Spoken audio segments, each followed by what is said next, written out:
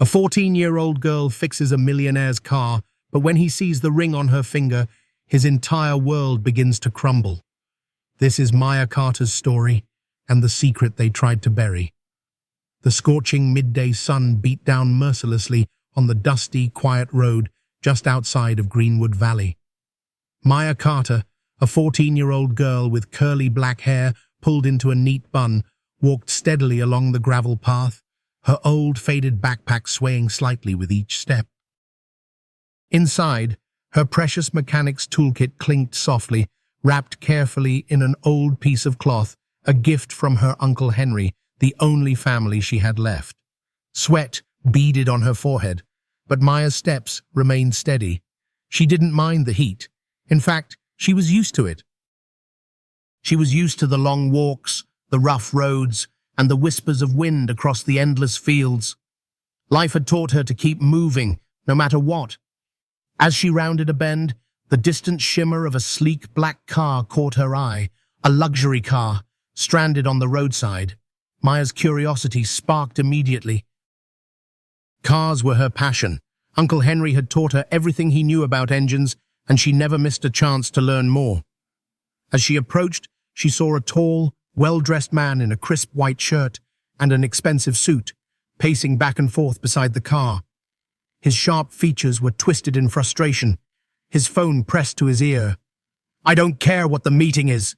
The man's voice cut through the still air. "I'm stuck in the middle of nowhere and no one can get here for 2 hours. Ridiculous." Maya stopped a few steps away, observing the car's sleek lines and the faint wisp of smoke rising from under the hood.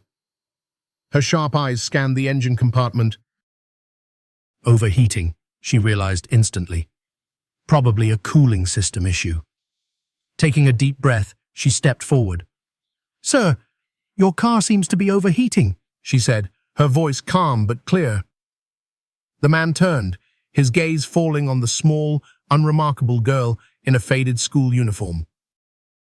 His expression shifted from frustration to mild annoyance. "It's fine, just a minor issue. You should be heading home." But Maya didn't back down. "I know a bit about cars.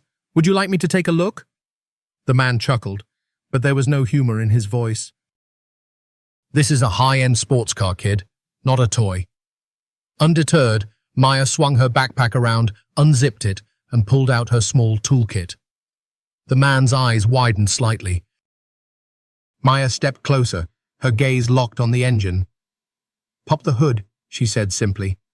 The man hesitated, then shrugged and did as she asked. Maya leaned in, her hands moving with the confidence of someone who knew exactly what she was doing. In less than a minute, she identified the problem. "Your cooling hose has a leak," she explained. "If you keep running the engine, it'll overheat and cause serious damage." The man's skepticism faded, replaced by a mix of surprise and curiosity. "How do you know that?" "My Uncle Henry taught me," Maya replied, her fingers already reaching for a small roll of tape. "I can fix it enough to get you to the nearest town." The man watched in silence as she worked, her hands quick and precise. There was no hesitation in her movements, no doubt. When she finished, she stood back, wiping her hands on a small cloth. "That should hold for now. But you'll want a proper repair soon." The man looked at her, his frustration replaced by something else, something closer to admiration. "What's your name?" Maya Carter." "Jonathan Blake," the man replied, extending his hand. "You're quite something, Maya."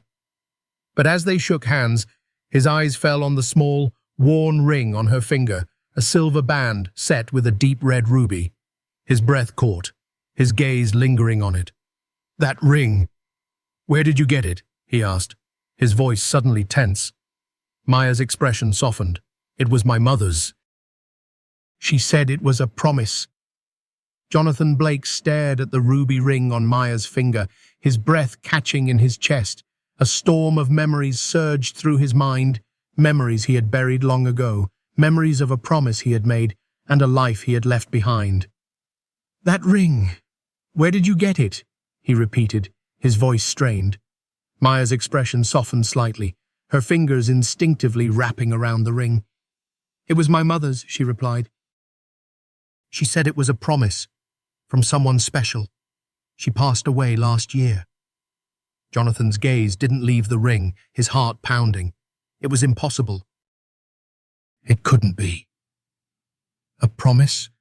He murmured, his voice barely above a whisper.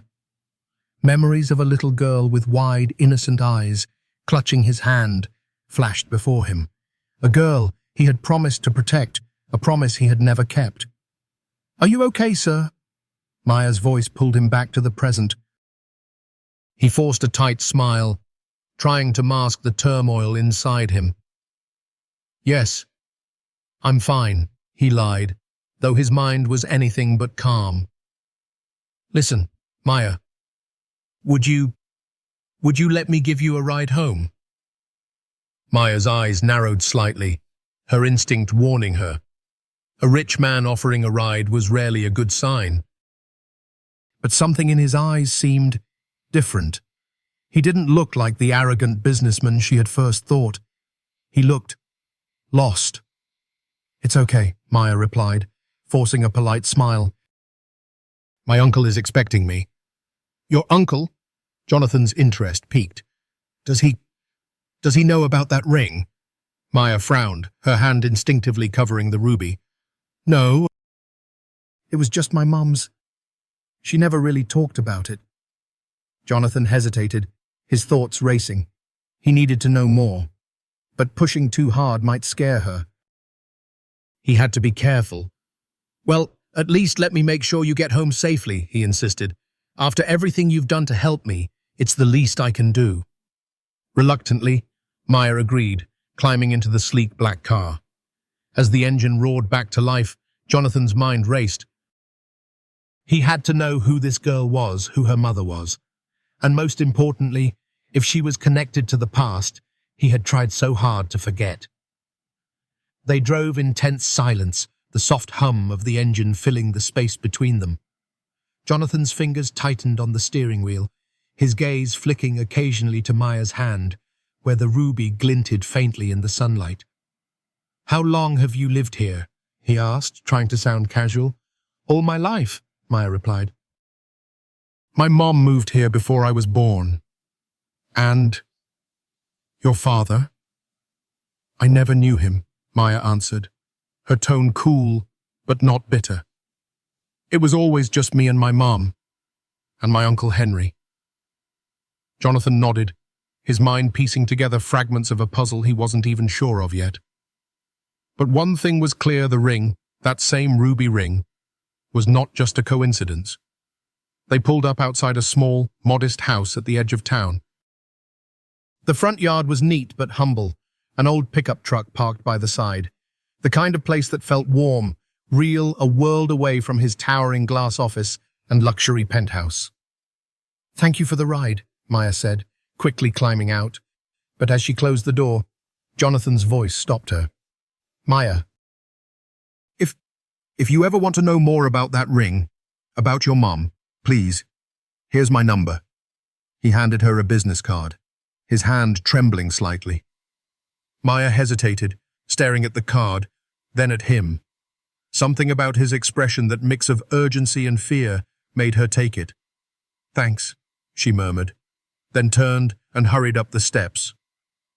Jonathan watched her disappear inside, his chest tightening.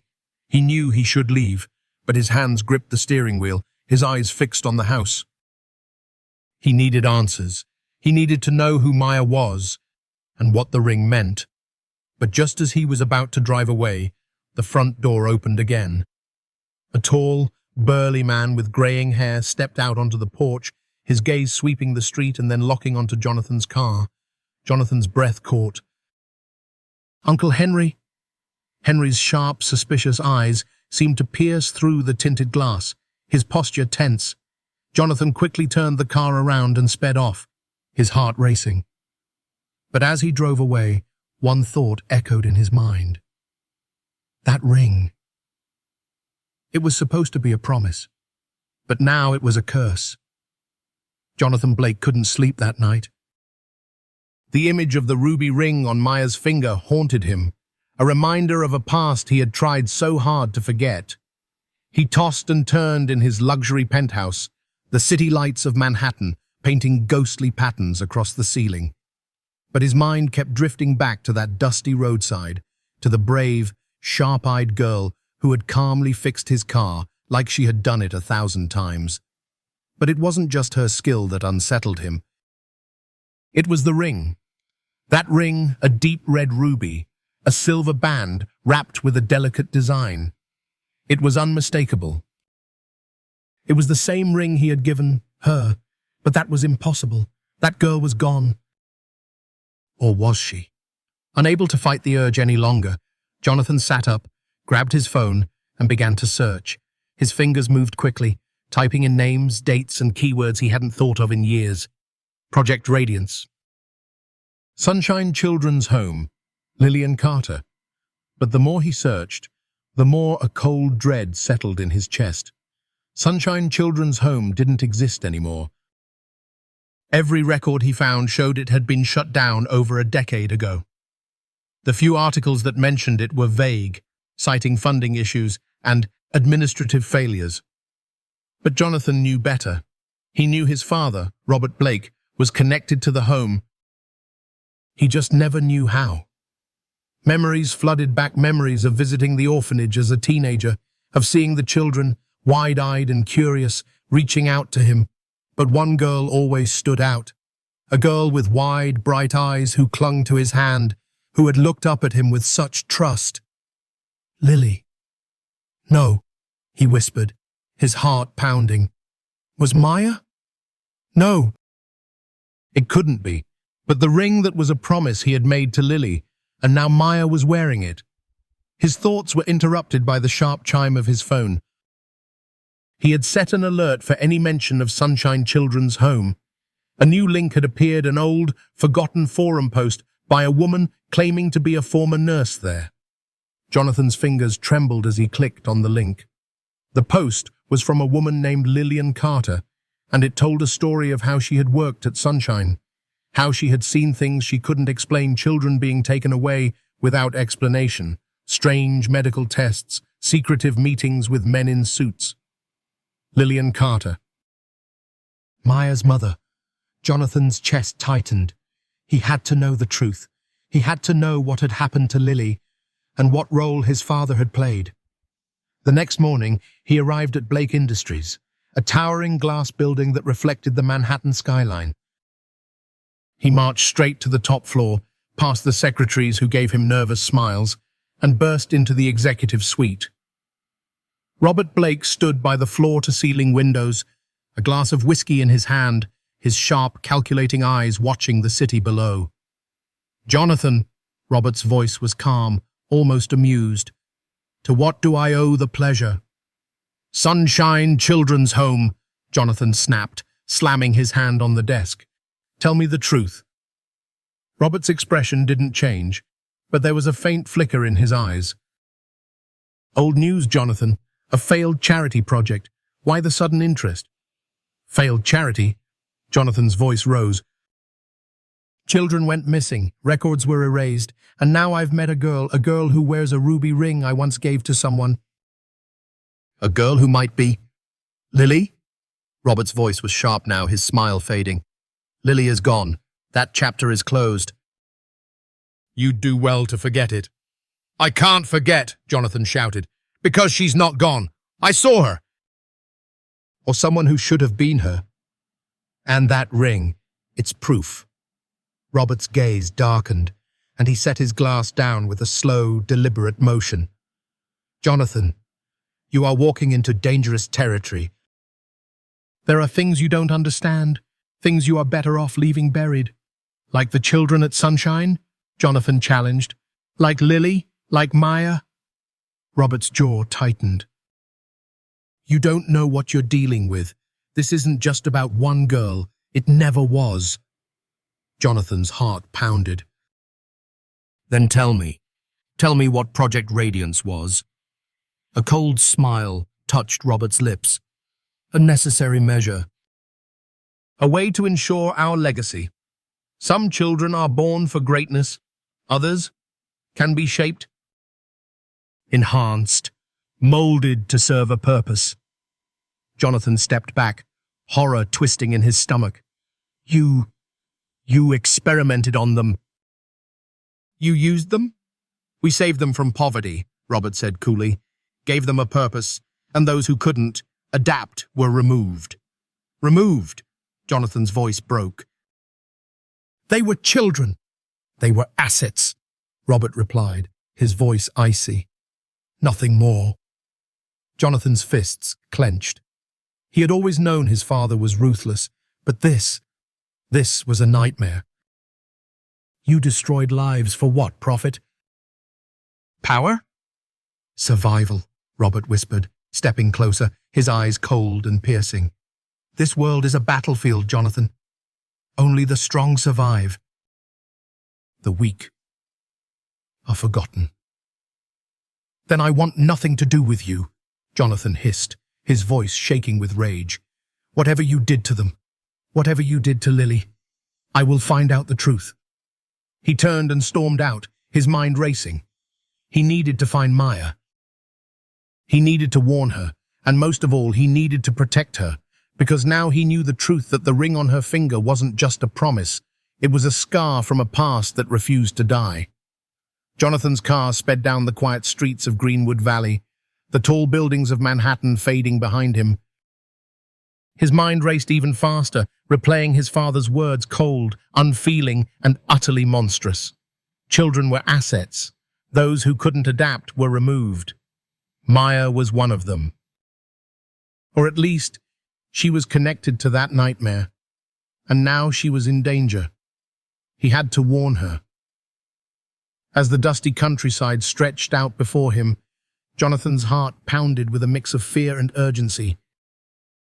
When he finally pulled up outside Maya's small, humble home, he saw Uncle Henry on the porch, a wary, watchful figure. Henry's sharp eyes locked onto Jonathan's car, his expression instantly suspicious. But before Jonathan could speak, Maya appeared in the doorway, her face lighting up with a mix of surprise and confusion. Mr. Blake. What are you doing here? Maya, we need to talk, Jonathan began, stepping out of the car. But Uncle Henry moved between them, his arms crossed. She has nothing to say to you, mister. Henry's voice was firm. Rich men like you don't show up in places like this without trouble following. Please, just listen, Jonathan pleaded. It's about Maya, about her mother. At the mention of her mother, Maya's expression shifted, a flicker of worry crossing her face. Uncle Henry, let him talk, she said quietly, her voice steady but cautious. Henry hesitated, his jaw clenched, but finally stepped aside, keeping his watchful gaze on Jonathan. Maya, that ring you wear, Jonathan began, his voice softer now. It's not just a keepsake, it's a promise I made a long time ago. Maya's eyes widened. What are you talking about? Your mother, Lillian Carter. She worked at a place called Sunshine Children's Home, but it wasn't just an orphanage, it was part of something called Project Radiance. Project Radiance? Maya repeated, confusion and fear mingling in her voice. Jonathan nodded, his voice growing tense. My father, Robert Blake, he was behind it. He used that place to experiment on children, to turn them into something he could control. Your mother, she must have taken you away to protect you. Uncle Henry's face darkened, his fists clenching. And you're part of this, aren't you? Another one of those rich vultures feeding off other people's lives. I didn't know, Jonathan protested, his voice rising with desperation. I was just a boy. I didn't know what my father was doing. But I'm not here to hurt Maya. I'm here to protect her. Maya's hands shook slightly, her fingers instinctively clutching the ruby ring. So, my mom, she was hiding me? Yes, Jonathan whispered. And now that I know, now that I've started asking questions, my father will know too. If he finds out about you, you're in danger. Danger? Henry stepped forward. What kind of danger? The kind that doesn't leave witnesses, Jonathan admitted, his voice grim. My father doesn't let loose ends survive.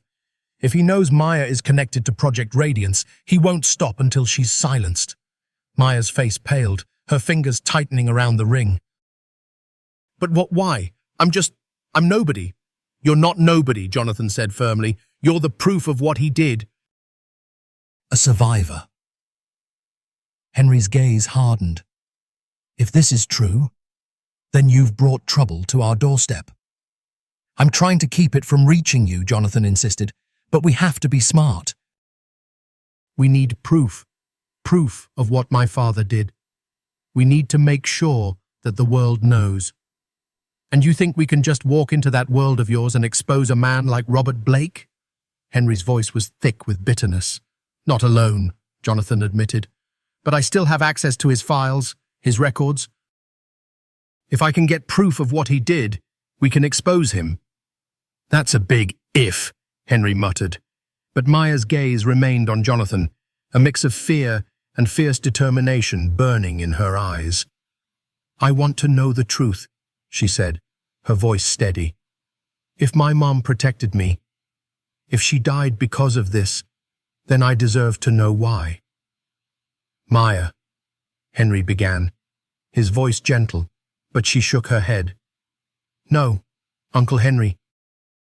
I've spent my whole life not knowing, always feeling like there was something I was missing. I won't hide anymore. Jonathan felt a surge of admiration. Despite her fear, Maya was braver than he had ever been. Then we do this together, he said, extending his hand. But it won't be easy. My father is dangerous. He has power, money, connections. Henry snorted. Sounds like just another bully, and I've seen enough of those in my day. Maya smiled faintly, but there was a tension beneath it. Where do we start? We start with the files, Jonathan replied. I'll access his private server, get the documents, the records, anything that proves what he did. And what about Maya? Henry demanded. If this Robert Blake is as dangerous as you say, she can't just stay here. No, Jonathan agreed. She can't.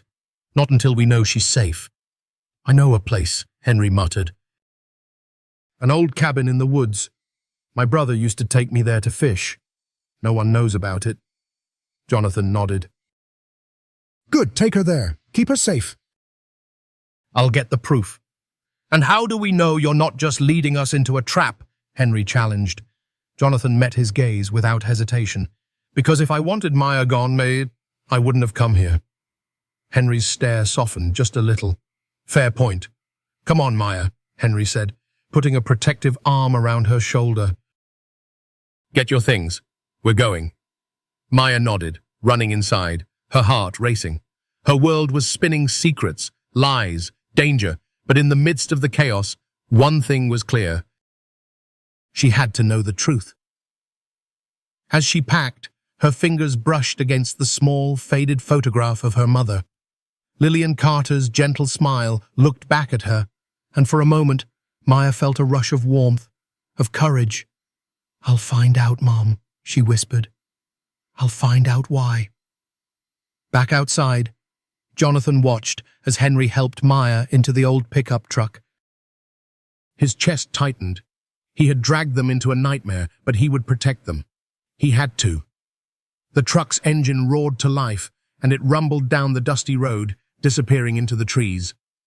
Jonathan stood alone, the weight of his father's sins pressing down on him. He pulled out his phone and dialed a number. Evelyn, it's me.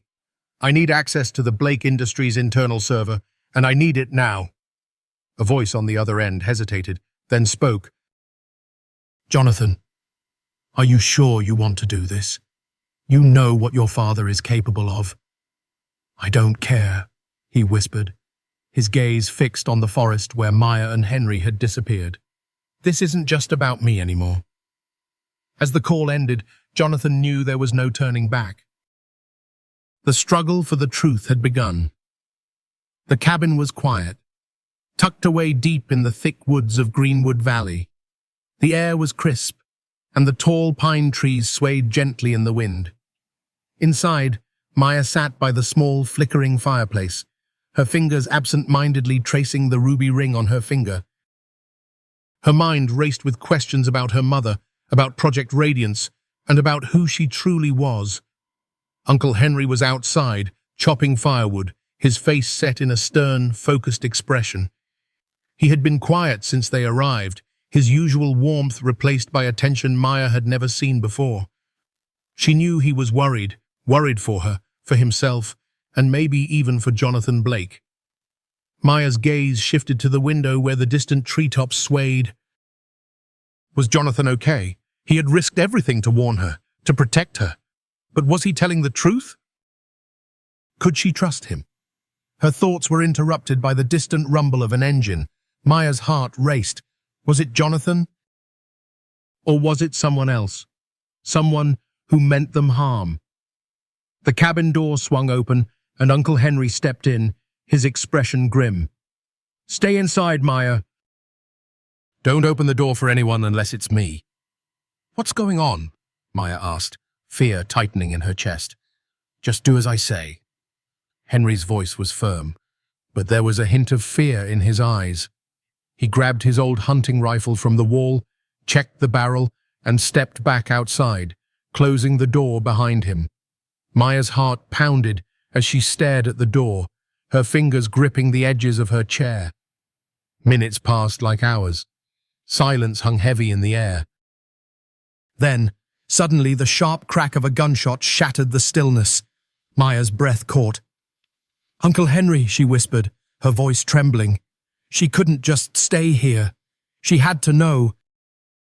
Grabbing the small mechanic's wrench from her backpack, the only thing that felt even remotely like a weapon, she crept toward the door.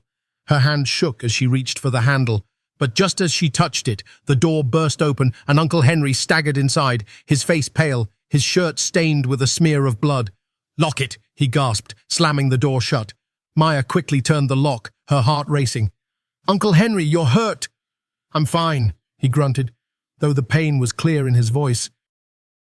"We need to get out of here, now." "Who was it?"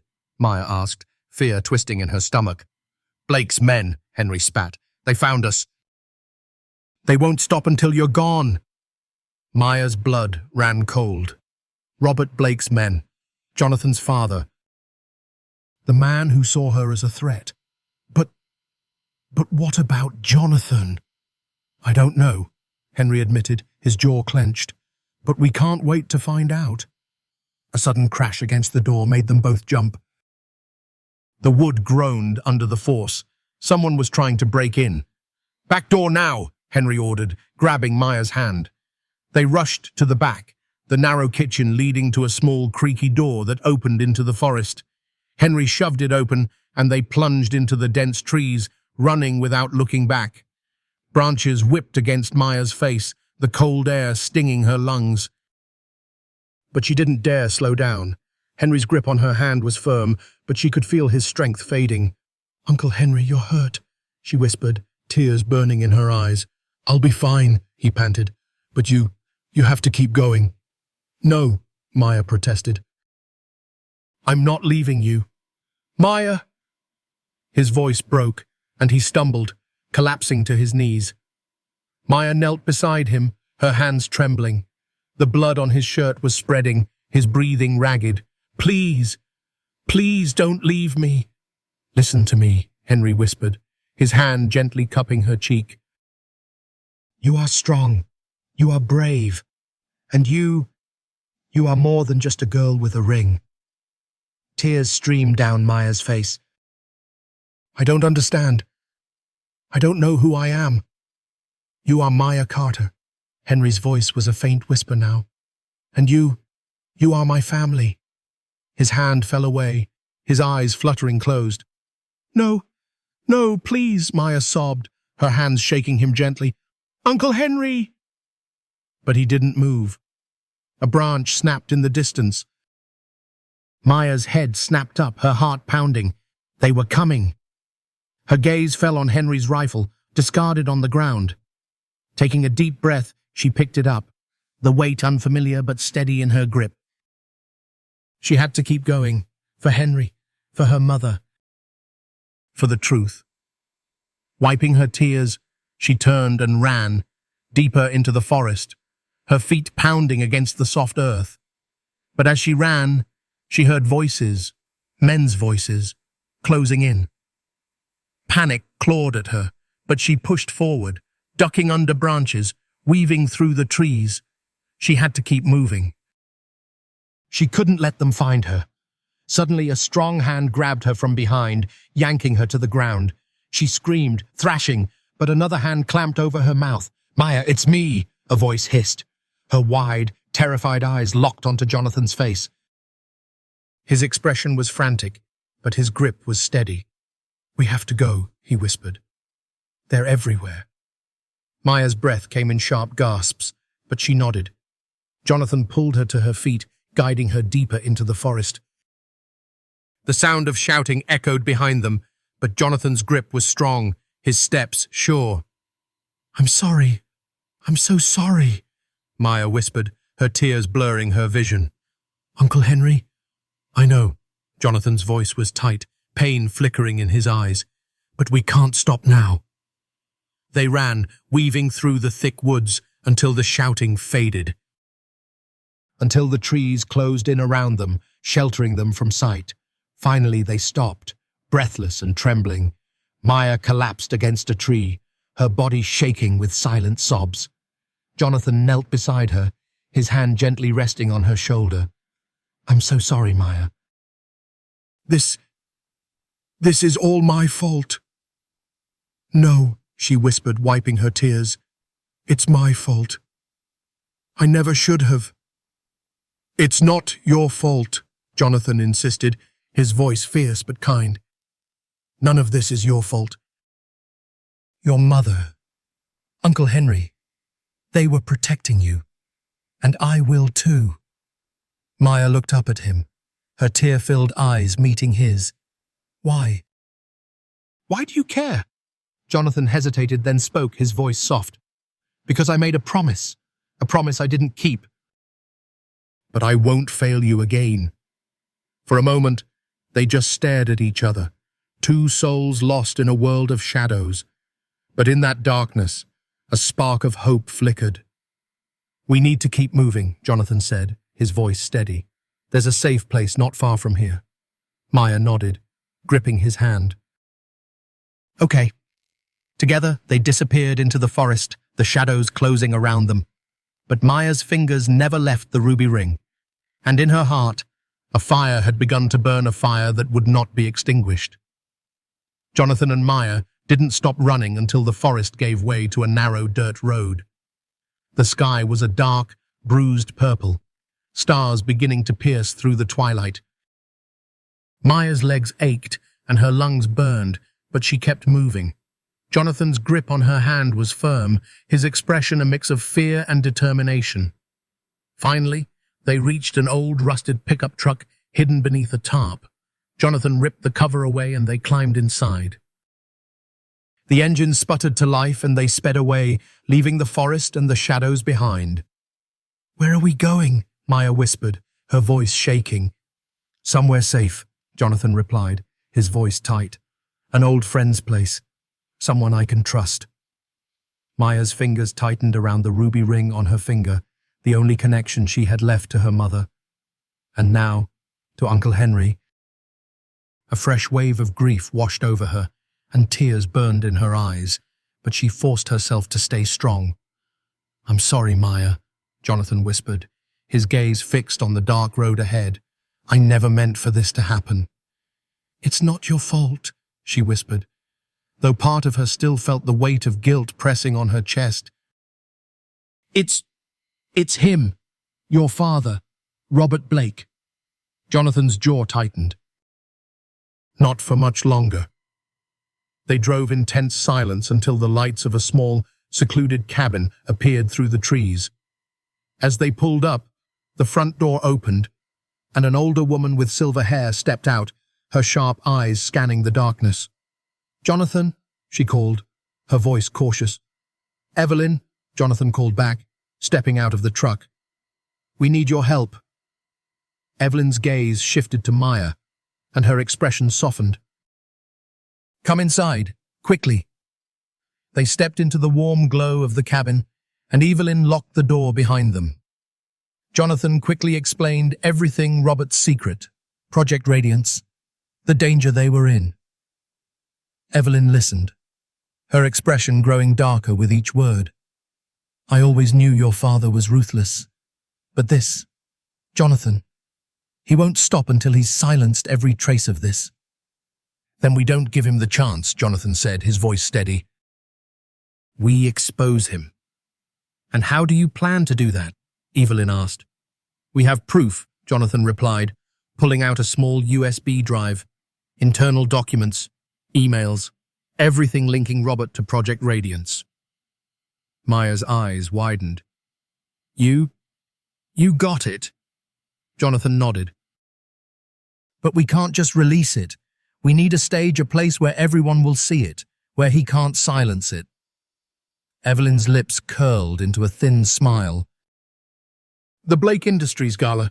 Tomorrow night, Robert will be there, along with half the city's elite. If you're going to expose him, that's the place. Jonathan's eyes lit up. Perfect. Are you crazy? Maya whispered, fear flooding her voice. He'll be there. And his men. Which is why we have to be smart, Jonathan replied, his gaze meeting hers. Maya, you're the proof of everything he's done, but you won't be alone. Maya's fingers trembled around the ring. I don't know. You don't have to do this, Evelyn said gently, placing a comforting hand on Maya's shoulder. But if you want the world to know the truth, this is your chance. Maya stared at the flickering fire, her thoughts a whirlwind. Uncle Henry's face flashed in her mind, his warm, gentle smile, his strong voice telling her she was brave, that she was more than just a girl with a ring. I'll do it, she whispered, her voice steady. For my mom, for Uncle Henry. Jonathan smiled, a flicker of pride in his eyes. We'll be ready.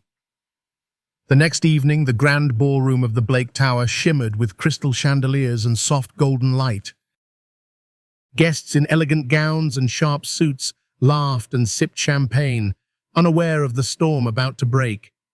Jonathan and Maya slipped through the side entrance, Evelyn guiding them through the back corridors. Maya's heart pounded beneath her simple black dress, her hands trembling slightly. Stay calm, Jonathan whispered, his hand gently resting on her shoulder. You're not alone. Maya nodded, her gaze drifting to the grand stage at the far end of the room, where Robert Blake stood, smiling confidently as he greeted his guests. Remember the plan, Evelyn whispered. I'll cut the main feed. The screen will switch to the documents, and then you step forward. Maya swallowed hard, her fingers clutching the ring. Okay. Jonathan's hand slipped into hers, squeezing gently. We've got this. The lights dimmed, and the soft murmur of the crowd fell silent. Robert Blake stepped to the podium, his voice smooth and authoritative. Ladies and gentlemen, welcome to Blake Industries' annual gala. But as he spoke, the giant screen behind him flickered. The image of the Blake logo vanished, replaced by a list of names, the children from Project Radiance. The guests murmured, confusion spreading. Robert's smile faltered. What is this? He demanded, spinning around. Then the documents appeared, transfer papers, medical records, emails with Robert's signature, proof of the experiments, the lies, the destruction of lives. Gasps echoed through the room. Reporters raised their cameras, flashing wildly. The whispers turned to shouts. And then Maya stepped forward, her voice cut through the chaos, strong and clear. My name is Maya Carter. But that's not who I was supposed to be. I was part of Project Radiance, one of the children you tried to control. Robert's face went pale. Shut this down, now, he roared. But it was too late. Jonathan stepped forward beside Maya. Your lies are over, Father. The world will know what you did. Security guards rushed toward them, but Evelyn appeared, a security badge in her hand. Stand down. Touch them, and I will have you all arrested. Robert's expression twisted with fury. You have no idea what you've done. No, you don't, Maya replied, her voice steady, because I'm not afraid of you anymore. The room erupted into chaos. Robert's desperate shouts were drowned out by the questions of reporters, the flashes of cameras. But Maya didn't flinch. She stood tall, Jonathan at her side, the truth blazing across the screen behind them. And in that moment, she wasn't just a frightened girl with a ring. She was a survivor, a fighter, the voice of everyone who had been hurt by Robert Blake's cruelty.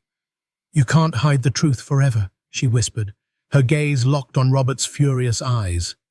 And Robert Blake, the powerful, untouchable man who had destroyed so many lives, now stood alone, his empire crumbling around him. But as the chaos grew, Jonathan leaned close to Maya, his voice a quiet promise. We're not done yet. This is just the beginning. In life, there are moments that test our courage, our resilience, and our sense of right and wrong. Maya Carter's journey is a powerful reminder that even the smallest voice can shatter the strongest lies, that the truth has a way of coming to light no matter how deeply it is buried. Maya's story is about much more than a young girl uncovering the dark secrets of a powerful family. It is about the strength of the human spirit, the courage to stand up for what is right, even when the world seems against you. It is about resilience in the face of loss, and about the unbreakable bond between those who choose to protect one another. One of the most profound lessons from Maya's journey is that family is not always defined by blood, but by the love and support of those who stand by us when everything falls apart. Maya lost her mother and her Uncle Henry, but she was never truly alone. Even in the darkest moments, she found allies, Jonathan, who chose to defy his own father and protect her, and Evelyn, who risked everything to help them expose the truth. These were not her blood relatives, but they became her family because of the choices they made. For older audiences, this message is a reminder that we all have the power to choose who we call family. In a world that often feels fragmented, where people are divided by differences, it is our choices, our acts of kindness, our willingness to stand by one another that define the true meaning of family. Family is not just a name or a shared history.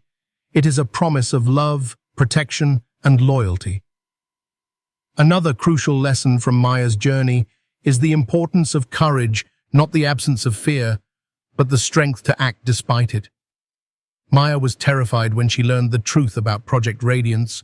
She could have run, she could have chosen to hide, but instead she stood up, faced the man who had destroyed her mother's life, and spoke the truth in front of the world. Courage is not about never being afraid. It is about refusing to let fear decide your future. For many older Americans who have lived through hardship, who have faced loss and betrayal, Maya's story is a reminder that it is never too late to fight for what is right. Whether it is standing up for a loved one, confronting an injustice, or simply finding the strength to keep going, courage is a choice we can make at any age. There is also a powerful message about redemption. Jonathan Blake began as a man trapped in the shadow of his father's sins. He could have turned away, ignored the truth, and continued living a life of privilege. But instead, he chose to confront his past, to protect Maya, and to bring his father's crimes to light. His redemption came not just from exposing the truth, but from choosing to stand on the side of those who needed him. For those who may carry regrets, who look back on missed chances or mistakes, Jonathan's story is a beacon of hope. It is a reminder that it is never too late to make the right choice. We cannot change the past, but we can always choose what we do next. Redemption is not about erasing our mistakes, but about learning from them and becoming better because of them. And finally, Maya's story is a reminder of the power of truth. Lies can be powerful, they can control and manipulate, but they are always vulnerable to the light of truth. Robert Blake built an empire on lies, on hidden secrets, and stolen lives. But in the end, the truth broke through. The innocent found their voice, and the guilty were exposed. For many older Americans who have witnessed history, who have seen powerful figures rise and fall, this message is a familiar one. The truth is a force that cannot be silenced forever. No matter how strong the walls of deception, the light of truth will always find a way to shine through. Maya's journey may be a story, but the lessons it offers are very real. It is a story of courage, of family, of redemption, and of truth. And it is a reminder that even in the darkest times, there is always a choice to stand, to speak, and to fight for what is right. As you reflect on Maya's journey, ask yourself, who is your true family? What truths have you buried that deserve to be spoken? What regrets can you turn into redemption? And most importantly, do you have the courage to stand for what is right, even when it seems the world is against you? Because in the end, the only thing stronger than fear is the truth, and the only thing more powerful than lies is the courage to speak it.